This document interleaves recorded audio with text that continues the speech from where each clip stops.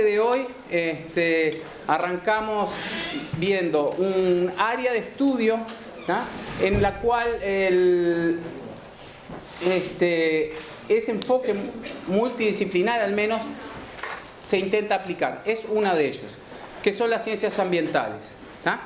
En ese sentido comienzan una serie de charlas, ¿tá?, que en el día de hoy tenemos, que van a ver que algunas son parte del cuerpo docente estable del curso y otros son invitados especiales a venir a dar charlas. Muchos docentes que han pasado en ediciones anteriores y este año no están participando en el taller.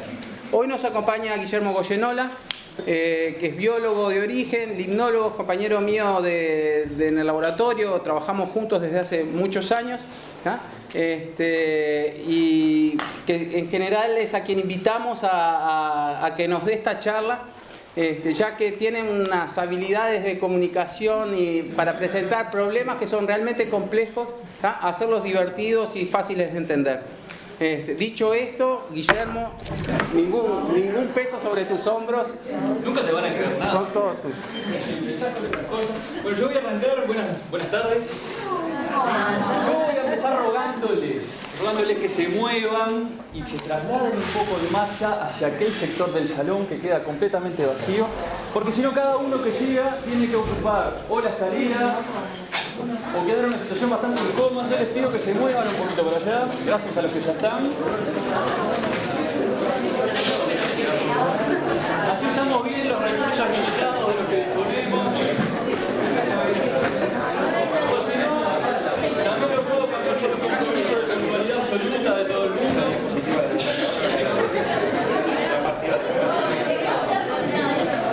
Uno conoce el comportamiento humano, esta locura. Gracias.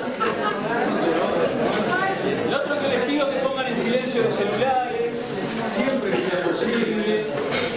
Cada uno acá tiene por lo menos un celular, hay muchas probabilidades de interferencia, así nos concentramos en el trabajo. Y otro es que, más allá de las carencias que tenemos en cuanto a equipamiento para mantener las instalaciones en condiciones, den una mano al respecto. Hay una sola persona, dos personas, perdón, que trabajan en limpieza, contratadas en el edificio, y si no ponemos nuestra cuota aparte, esto se va a degradar rápidamente. Bueno, dicho esto, les agradezco mucho por la disposición. Hoy vamos a trabajar en un tema que no se los voy a adelantar, más de lo que dijo Carlos. Y bueno, que después de darle bastante vueltas y modificar clases de años anteriores, terminó teniendo este título que voy a tratar de, en primer lugar, explicarles por qué. Somos todos astronautas. ¿Se sienten astronautas? Sí. Sí. Hay gente que se siente, hay gente que no. Vamos a ver cómo sale de acá. Bueno, vamos a arrancar por este concepto que es el de biosfera. Biosfera, biosfera. ¿Qué es esto? ¿Alguien tiene idea? ¿Ha leído de algo? ¿Alguien dijo sí? La esfera de la vida. Una capa, la esfera de la vida. Etimológicamente, esa palabra, podríamos... Pero técnicamente... Todos los seres vivos de este planeta vivimos bajo la misma esfera o biosfera. ¿Y qué características tiene esa biosfera? Siempre depende mucho de los gaseos. Sí. ¿Alguien dijo algo? ¿Gaseoso dijeron? Gaseoso, sí. Está compuesta por todos los ecosistemas terrestres y acuáticos y la atmósfera. Bien, saltamos del final a la definición exacta. Y tiene algunas características. La biosfera está compuesta por todos los ecosistemas a nivel global y tiene algunas características. Por ejemplo, es un sistema cerrado. ¿Qué significa que un sistema sea cerrado? No tiene salida. ¿De qué? Energía. La Tierra es un sistema cerrado y eso involucra que no tiene salida de energía. El planeta irradia infrarrojo. Irradia, sí. Hay intercambio de energía con el espacio circundante, de entrada y de salida. Cerrado no se refiere a la energía, se refiere a la materia. Se puede despreciar la cantidad de masa que la Tierra intercambia con el entorno. Por eso es un sistema cerrado. Un sistema cerrado, esto es un sistema cerrado, esto es una esfera que contiene organismos vivos y contiene cosas que no están vivas. y donde puede haber intercambio de energía entre el exterior, entre el entorno y el sistema, pero no de masa. Esto es un modelo de biosfera, distinta a la que nosotros vivimos, pero es un modelo. Ahora, esto demora en responder. Este concepto de biosfera como sistema cerrado es un concepto que no es nuevo. Entonces fíjense que en el 68 este señor escribió un libro que se llamaba Manual de Operaciones para la Nave Espacial Tierra. Entonces él proponía, este señor era asociado de Walt Disney y quedó encargado de diseñar un parque temático con este título, La Tierra como una nave espacial, en Disney World. Y él estuvo reflexionando mucho al respecto y terminó escribiendo un libro que a mí me resultó muy interesante, aunque apenas revisé algunas secciones. Y él planteaba que como un vehículo mecánico, lo primero, la Tierra es una nave especial con el Sol como fuente de energía. Y como vehículo mecánico requiere mantenimiento para continuar funcionando. Y él concluía, somos todos astronautas y esto es lo que yo les proponía como título de la clase. Ahora vamos a tratar de profundizar un poco más en esta idea. Yo les decía, es un sistema cerrado y por allá decía, es la suma global de todos los ecosistemas. ¿Qué es un ecosistema? ¡Chan! ¿Un sistema donde hay vida? Un sistema donde hay vida, sí. Y no. Interacción, donde Sí. conviven. Y no porque... Componentes bióticos y abióticos. ¿Qué relación hay entre los componentes bióticos y los abióticos? ¿Están aislados unos de otros? No, hay totalmente interacción. Hay interacción. Sí, se complementan. Entonces un ecosistema, esto no está funcionando bien. Un ecosistema involucra o es definido por todos los organismos en un área dada en conjunto con el ambiente físico con el que interactúa. Así que dijimos que es un sistema cerrado, que es un sistema ecológico y además tiene una característica que podremos definir como la capacidad de autorregulación. Es un sistema autorregulado. Y en ese concepto vamos a tratar de profundizar un poco, capaz que con algunos ejemplos. El ¿Puedo hacer una asunto... pregunta antes? Sí. ¿Yo puedo tener un ecosistema donde no haya vida entonces, que sean solo componentes abióticos? No. No, tiene que haber vida. Sí. Ahí, gracias. Con que haya un solo ser vivo es suficiente, porque vos podés estudiar la relación de ese ser vivo con el ambiente abiótico. Con el tiempo se ha ido modificando la conceptualización de ese término y uno puede agarrar libros viejos en donde se plantean que los ecosistemas tienen que ser naturales. ¿Ah? Pero yo podría definir perfectamente un ecosistema, como la biosfera que le mostraba, dentro de una pelota de vidrio, donde hayan objetos no vivos y objetos vivos, seres vivos, es suficiente para definir, en teoría, o aplicarle esta definición al sistema. Bueno, el tema es que la biosfera en la que vivimos es la biosfera 1, y han habido algunos experimentos a lo largo de los últimos 50 o 100 años que han tratado de reproducir esas condiciones biosféricas que dan soporte a la vida a otra escala, como experimentos. Este fue uno bastante rimbombante, que es la biosfera 2. Este es un experimento que se desarrolló entre fines de los 80 y principios de los 90 en Arizona, en Estados Unidos. Esto involucró un sector de 1,27 hectáreas, esto es una manzana y poco más, y costó entre 150 y 200 millones de dólares. Esto fue financiado por una de las personas más ricas del planeta, que ahora no recuerdo el nombre, no importa, pero de esas listas de los top 10, gente que tiene miles de millones. Trató de realizar un experimento en donde construyó esta gran obra, en donde se llevaron casi 4.000 especies diferentes de plantas y de seres vivos, animales y otros seres vivos. Se reprodujo un sector de la obra como desierto, con las características del desierto, otro con características oceánicas, sabana y selva tropical, y otro sector que alojaba o tenía la capacidad supuestamente de alojar la vida de humanos.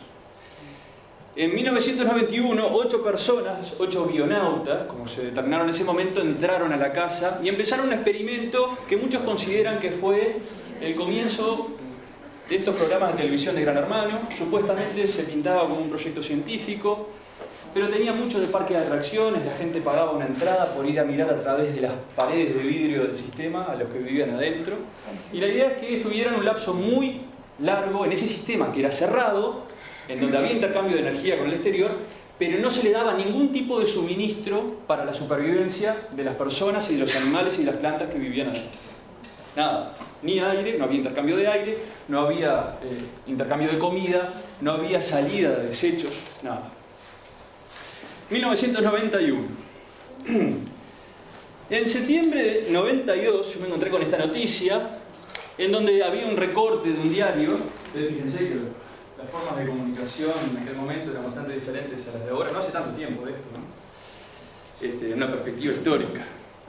Y bueno, decía, están viviendo bien en la biosfera 2, todo marcha bárbaro. Estamos hablando de septiembre del 92. Ahora fíjense, esta gráfica involucra algunos cambios ambientales que ocurrieron en la biosfera 2 con el paso del tiempo. Acá tienen desde el momento día 0, cuando entraron, el 91, 92, septiembre, esta noticia es de este momento, pero ustedes fíjense que hubo un cambio bastante llamativo con el tiempo, que fue el decaimiento del oxígeno atmosférico en el sistema. El oxígeno de la atmósfera cerrada, esa que tenían adentro. Tanto así, ¿tienen idea cuánto es la concentración de oxígeno que nosotros respiramos en este momento? Aproximadamente, estamos por acá, por el 21,5% del gas atmosférico es oxígeno. Ustedes fíjense, acá no se midió, pero hubo una caída rápida y bajó por debajo del 14%. En ese momento, las personas que vivían adentro estaban desnutridas, habían perdido cerca de más del 13% de su masa corporal, en promedio todas las personas que estaban ahí, estaban muy flacas, con problemas para alimentarse, para generar el alimento dentro del sistema para alimentarse. No podían desarrollar actividades físicas extremas, esto era como vivir a 17.000 metros de altura, ¿no? La cantidad de oxígeno que tenían disponible, y ya algunas funciones biológicas básicas de supervivencia se veían comprometidas, y a escondidas los directores del sistema dedicaron a abrir una ventanita y dejarle entrar oxígeno para recuperar el sistema. Ahora, ¿qué pasó luego? El sistema volvió a caer en su contenido de oxígeno. Bueno, esto lo podríamos seguir en el tiempo, pero no es interesante. Ahora, esto planteó una gran duda sobre la base científica que tenía la experiencia y sobre todo planteó la duda de qué era lo que era realmente necesario para soportar la vida de solo 9 personas. Acá era una inversión de casi 150 millones de dólares, más de 150 millones de dólares, casi 200, para soportar 9 personas, y soportó esa gente un año, casi 2 años, y empezó a tener problemas graves. Y si no hubiese habido asistencia externa, se considera que estas personas hubiesen fallecido ahí, cosa que no iba a ser permitido por el experimento. Ahora, de los organismos que se introdujeron, de los vertebrados que se introdujeron en torno de las 30 especies, cerca de las 2/3 partes ya estaban extintas en este momento dentro del sistema. Ahora, ¿cómo se desarrolló el experimento? ¿Cómo se diseñó? Y bueno, se trató de aplicarse con conocimiento científico, lo que se creía que era lo más avanzado en ese momento. La biodiversidad es la base de la estabilidad, pongan muchas especies, más allá de cuáles son las funciones, de cuántos recursos consuman. Hubo un montón de supuestos que se tomaron para desarrollar esta experiencia. Ahora, bueno, esto tiene sitios en internet, luego lo pueden consultar si les interesa ver un poco más. En general está toda la información en inglés. Ahora, esta no fue la primera experiencia, una experiencia previa realizada en Rusia, que se llamó BIOS 3, que fue varias décadas atrás, cuando estaba la plena carrera espacial entre Estados Unidos y Rusia, o la Unión Soviética en ese momento, ¿no? Disculpe que me pierda un poco teóricamente. La experiencia fue distinta, fue un sistema cerrado en donde se subvencionó el consumo energético fuertemente. Esto era un sistema bajo tierra, esto es una maquette, tenía sistemas de producción de alimentos y tenía un área para que vivieran las personas y para realizar experimentos. Y una de las conclusiones que se sacó de este experimento, es el costo energético que tiene sustentar la vida. Tratar de hacer funcionar este tipo de mecanismos como la fotosíntesis, la producción de materia orgánica, la producción de alimentos, a tecnología.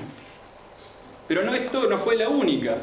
En los años 70 también trataron de generarse sistemas artificiales y tecnológicos para soportar la vida fuera del planeta. No sé si alguien escuchó hablar de la experiencia de Skylab. Yo me acuerdo chiquito de escuchar cuando esto se cayó, como hubo un problema en Telefe, este sistema se cayó. Y una de las cosas que encontraron en la evaluación de la calidad de aire de esta estación espacial, Skylab, fue de que había ido aumentando la concentración de compuestos contaminantes volátiles en el aire y no sabían por qué.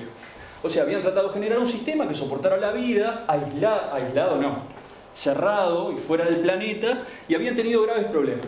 Lo que hizo que esto se cayera fue otro, ¿no? Solamente 3 misiones de 3 integrantes cada una pudieron utilizar esa plataforma espacial. Y a partir de eso, la NASA siguió investigando y generando este tipo de sistemas cerrados para entender qué o cómo es posible mantener la vida de una forma eficiente y sin suministro externo. Imagínense que nos planteemos un viaje a Marte. ¿De qué tamaño tendría que ser una nave para tener todo lo necesario desde el comienzo para soportar la vida de alguien que llega a Marte? O a otro lugar del sistema solar. ¿Cuánto tiempo involucra esos viajes? Son viajes realmente largos, las distancias son muy largos. Y entonces este tipo de investigaciones sobre sistemas cerrados, soporte de la vida, estaba muy asociado a lo que es la carrera espacial. Y hoy en día hay un programa en Rusia que se llama Marte 500 y que involucra investigación similar. Ahora, ¿y cuáles son las conclusiones de esta línea de investigación que se ha desarrollado en el mundo en los últimos 40, 50 años? Todas las experiencias de sustentar vida humana a mediano o largo plazo por medios puramente tecnológicos han tenido problemas y han resultado muy costosas energética y económicamente. Esa es una gran conclusión. Nosotros podríamos pensar a priori que fue lo que supusieron todos estos experimentos que puede ser hecho. Ahora sí puede ser hecho, pero ¿a qué costo? ¿Cuánto cuesta hacer eso? Y en la práctica se han encontrado muchos problemas, algunos de ellos yo los referí acá en este relato rápido. Ahora, ¿cómo se sustenta la vida en la Tierra? Porque la Tierra puede soportar miles de millones, miles de millones de seres humanos, y cuando reducimos la escala se generan este tipo de problemas, aún con poblaciones muy reducidas. Y bueno, una de las cosas, uno de los conceptos que se maneja históricamente desde hace más tiempo en estos experimentos es el concepto de recurso natural como un recurso natural, como todos aquellos componentes de la naturaleza susceptibles de ser aprovechados para la satisfacción de las necesidades de los seres humanos y que tienen un valor actual o potencial en el mercado. Y acá, más allá de soportar la vida, se le da un valor económico. Esta es una definición. Otra definición de recursos naturales. Se pueden definir los recursos naturales como aquellos elementos de la naturaleza y del medio ambiente, esto es, no producidos directamente por los seres humanos, que son utilizados en distintos procesos productivos. Recursos naturales. Lo podemos clasificar de distintas formas. Recursos naturales, por su naturaleza, que sean minerales, que sean energéticos, con ser fósiles, por ejemplo, o alternativos. Pueden ser recursos naturales hídricos o geológicos, recursos bióticos, biológicos, distintos tipos de recursos naturales que hacen posible que el ser humano sobreviva en la faz de la Tierra, en la biosfera. Ahora, también podemos clasificar los recursos naturales de acuerdo a la disponibilidad en el tiempo, la tasa de generación o regeneración y el ritmo de uso o consumo. ¿Han escuchado esta clasificación de los recursos naturales? Renovables, no renovables, eso es más frecuente escuchar hablar de eso, y también se pueden clasificar como inagotables o de flujo, como ejemplos.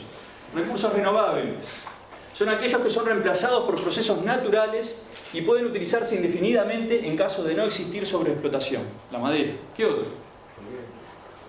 El viento. El viento, sí, es un recurso que te permite generar energía, por ejemplo. ¿Qué otro? El agua. El sol, la energía lumínica del sol, sin duda. La térmica. Recursos renovables. Ahora, los no renovables son recursos naturales presentes en cantidades limitadas y cuya disponibilidad se reduce a medida que los utilizamos. Por ejemplo, sin duda, usamos mucho y la cantidad es limitada, lo que le lleva a la naturaleza como entidad mucho tiempo, ¿no? La capacidad de regenerar no es que no exista regeneración, pero estamos hablando de tiempos geológicos para la regeneración y el uso se da a escala humana, generacional. el diamante, el oro, cosas que se pueden explotar, hay más, no se terminan. La demanda es mayor. Por más que nos dormamos, despiértense, muchachos, despiértense, paren un poquito, ya mala, no me dejen así, despiértense. Entonces, los recursos no renovables son recursos que se terminan si los usamos rápidamente, digamos, si los consumimos rápidamente. Los recursos inagotables o de flujos son aquellos que no se extinguen ni disminuye su disponibilidad con el uso ni con el paso del tiempo. Y acá en este caso aquí se clasifican el viento o la energía solar como de flujo o inagotables. En realidad no hay un proceso de renovación propiamente dicho, como habíamos nombrado hace un ratito, sino es que son de flujo. La energía solar, la radiación solar no se detiene en su llegada a la Tierra. Bueno, Pero, este modelo... Sí, perdón, dale. pero es igualmente inestable, ¿no? Con respecto a la relación, a la producción, cómo se la utiliza. ¿Esto decís vos? Los dos, sí. Sí, no quiere decir que sea constante en el tiempo y completamente predecible. Pero vos sabés que esperando siempre vas a disponer de... Claro. Capaz que si vos no ajustás tu forma, tu temporización de uso de la energía que generas a partir de estos recursos, capaz que cuando la necesitas no la tenés disponible. Claro. Por lo menos ahora no sabemos, no tenemos la tecnología desarrollada para conservar esa energía en grandes cantidades producida en un momento y utilizarla en otros momentos, ¿no? Esta cantidad de energía que hablamos, transmisión en red hidroeléctrica, son generadas y utilizadas casi al mismo tiempo. Bueno, estos modelos de recursos naturales tenían algunos conceptos mezclados. Uno era el de la valorización de todo a lo que se le puede asignar un valor, y una relación hombre-naturaleza de tipo bastante extractivista. Ahora, con entender el concepto de recursos naturales no es suficiente para entender las relaciones entre la humanidad y el ecosistema donde está inserto. Y hace menos de 10 años aproximadamente, se introdujo otro concepto que en cierta manera incluye el concepto de recurso renovable, que es el de servicios ecosistémicos. A ver, servicios ecosistémicos incluyen todos los bienes, estos los más parecidos a recursos naturales, y servicios que las sociedades humanas obtienen de los sistemas naturales. Imagínense, tenemos un ecosistema con el cual interactuamos, eso involucra tanto el medio físico como los organismos que viven en él, y un sistema humano que no puede ser estudiado, separado de este sistema en el que está inserto, y hay un vínculo fundamental que es lo que el sistema humano le sirve de lo que constituye y cómo funcionan los ecosistemas, la estructura y el funcionamiento, servicios ecosistémicos. Y a su vez, el sistema humano interviene, desarrolla acciones sobre el ecosistema. Todo esto lo podemos definir como un sistema de mayor jerarquía, que es un sistema socioecológico, y lo que seguramente hablen más en detalle más adelante en el taller y ahora no vamos a profundizar. Ahora, vamos a profundizar un poco el concepto de servicios ecosistémicos. Servicios ecosistémicos se pueden clasificar en 4 grandes clases. La primera son los servicios ecosistémicos de aprovisionamiento. Por ejemplo, alimento, agua, madera. Nos aprovisionamos. Tiene mucho que ver con aquel concepto de recurso natural que hablamos hace un ratito. Pero hay otros que no tienen tanto que ver. Por ejemplo, los servicios ecosistémicos de regulación. Regulan el funcionamiento del ecosistema biosfera. Por ejemplo, purificación del agua y el aire. Regulación del clima. Desarrollo del suelo, entre otros. Además, los servicios ecosistémicos culturales. Por ejemplo, los educacionales, los recreacionales, los espirituales. Una playa, nosotros quizás pudiéramos fabricar una playa por medio de la tecnología, pero no necesitamos hacerlo, porque naturalmente la estructura de la biosfera nos brinda playas. ¿Cuál sería el costo de construir playas? A pura herramienta tecnológica. Uno puede valorar cuál es el valor de un servicio ecosistémico calculando cuánto le costaría al hombre fabricarlo o recuperarlo si se degrada. Y otro tipo que son los servicios ecosistémicos de soporte, como la producción primaria. ¿Conocen este concepto de producción primaria? La producción primaria es un concepto biológico y se relaciona con la producción de materia orgánica, que son capaces de hacer mayoritariamente los organismos verdes con clorofila y gracias a la luz del sol, y es lo que sustenta que tengamos alimento. Alguien tiene que producir materia orgánica para que nosotros, consumiéndolo, tengamos materia orgánica que nos forme. Estos son los productores primarios, son las plantas, los organismos verdes en general. Nosotros no somos capaces de producir materia orgánica. Nosotros somos consumidores, tenemos que consumirla de alguien que haya consumido a estos, ¿no?, en la retrófica, o directamente de los productores primarios. Ustedes imagínense, la Tierra no podría soportar vida si no hubiera productores primarios, organismos que sean capaces de generar sustancia orgánica. El reciclado de nutrientes, me comí una letra ahí. El reciclado de nutrientes también es fundamental. Nosotros, en nuestro cuerpo, además de materia orgánica, además de carbono, hidrógeno, agua, tenemos otros componentes que son imprescindibles. El nitrógeno, el fósforo. El nitrógeno, que forma parte de nuestras proteínas o las bases nitrogenadas del ADN, o el fósforo del grupo fosfato del ADN. Si no tuviéramos esos nutrientes inorgánicos disponibles, si esos, una vez que terminan en el fondo del mar, no vuelven a las redes tróficas, sería imposible soportar la vida. Y hay aspectos de los ecosistemas que permiten que nosotros tengamos continuamente cierta disponibilidad de estas cosas, de nutrientes, por ejemplo. Bueno, el trabajo sobre servicios ecosistémicos tuvo un espaldarazo muy fuerte en lo que fue la evaluación ecosistémica del milenio. Hubieron publicaciones al principio de este milenio, en el 2005 u otra. Y bueno, acá está la clasificación esta que yo les decía: apoyo, o soporte, o de base, aprovisionamiento. Estos son los que se parecen más o los que engloban más al concepto de recursos naturales. Y esto es una amplificación, es una ampliación de los horizontes de cómo entendemos que el mundo soporta nuestra vida y cuál es la relación entre el hombre y el medio que lo rodea. Y hay tres tipos, bueno, que yo les decía, estos de apoyo, lo pueden encontrar con variaciones de nombres, pero el concepto es el mismo: de soporte, de base, de apoyo, de aprovisionamiento. Hay otra traducción que se le da a este concepto, pero no lo recuerdo. De regulación y culturales. Ahora, estos tres, de soporte, de regulación y culturales, no son identificables en forma inmediata. En general la gente no los percibe como necesarios, y esto fue uno de los grandes descubrimientos, si se quiere, o de las cosas que se pudieron comprender más claramente con estos experimentos que yo les decía, como el de Biosfera 2. No es suficiente poder generar una cantidad adecuada de agua dulce, no es suficiente. El sistema tiene que dar otro tipo de servicios que sean base, que den soporte a la vida. Y si no tenemos estos servicios, el bienestar humano disminuye claramente. Esta es una gráfica clásica de esto de la evaluación ecosistémica del milenio. Está disponible todo en internet estos documentos. Hay traducciones al español, y a los que quieran profundizar los invito a que entren a la página y vean los documentos. Pero ustedes fíjense que estos servicios ecosistémicos tienen que ver con la seguridad, con los materiales esenciales para una vida decorosa, para la salud, para las buenas relaciones sociales, para la libertad de elección y acción.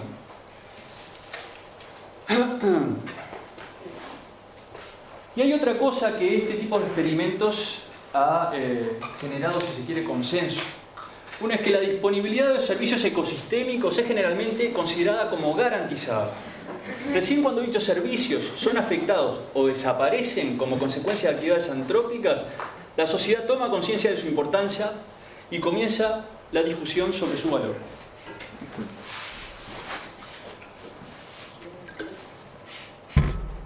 Y yo creo que el experimento de Biosfera 2 fue muy interesante en este sentido. ¿Quién se plantea de que en algún momento le va a faltar el aire, el oxígeno en el aire para respirar? Y nadie. Pero hay quienes producen ese oxígeno que nosotros respiramos. Son los mismos que producen la materia orgánica. Son los organismos verdes los que producen el oxígeno como desecho en su proceso de síntesis de materia orgánica. Ahora, entonces, si nosotros llevamos este tipo de problemas a una escala global, podemos entender de que hay una relación causa-consecuencia en función de cómo nosotros interactuemos sobre el medio, es las condiciones que vamos a tener para vivir a posteriori. Y bueno, otra de las conclusiones que sacó es que la identificación y cuantificación de los servicios ecosistémicos es importante, porque muchos de estos no son visibles para el ciudadano o incluso para los tomadores de decisión.